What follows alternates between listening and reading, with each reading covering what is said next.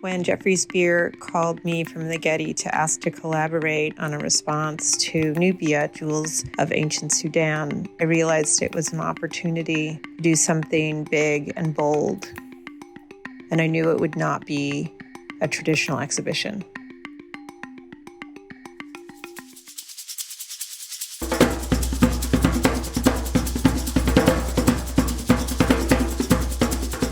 We felt that we needed different approaches, not just the historical approach. The objects with the Getty Villa are very beautiful objects, they're very inspiring objects, and there's much more that could be known about them.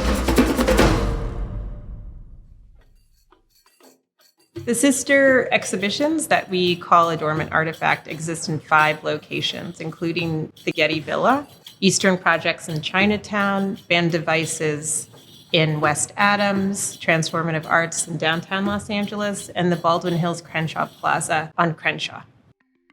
Communities of color, art is not something that you enter an exclusive space to experience or see. It is something that lives and is expressed through adornment, through the way people interact, through the way people decorate their spaces, their shops, their neighborhoods.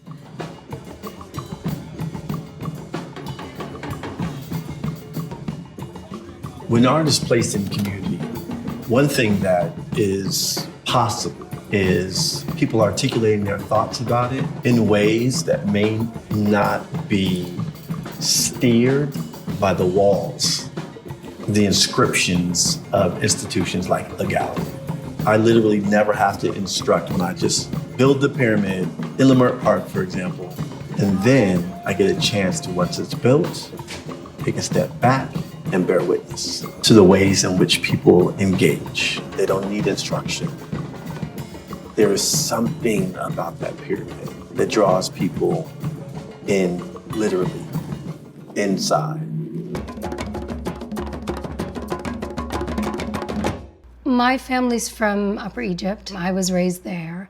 And so for obvious reasons, there's a really deep connection in history. My relationship to gold growing up is something that I saw all around me. Ancient Egyptians adorned their bodies in ritual as protective devices, as celebratory devices. Gold really held a special meaning and embodied the idea of the spiritual, of the divine and the sublime. And so I think that that's a really important distinction to make, and I'm interested in the way that these materials were disembodied from their original meaning and usage.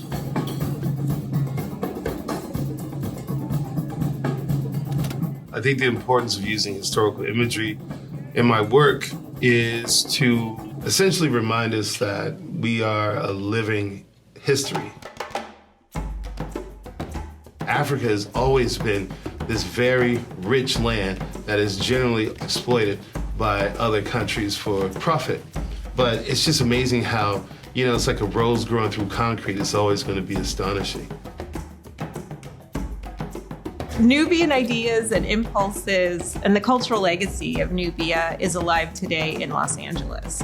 And it's incredibly important because in so many ways, our cultures have heard the stories but not been able to interact with the objects because they've been locked away in Western institutions. And now this is an incredible opportunity for us to bring those things back together, to bring artisans and artists back into conversation with what they know intuitively and what we know culturally, with what we can literally see inside the Nubia exhibition.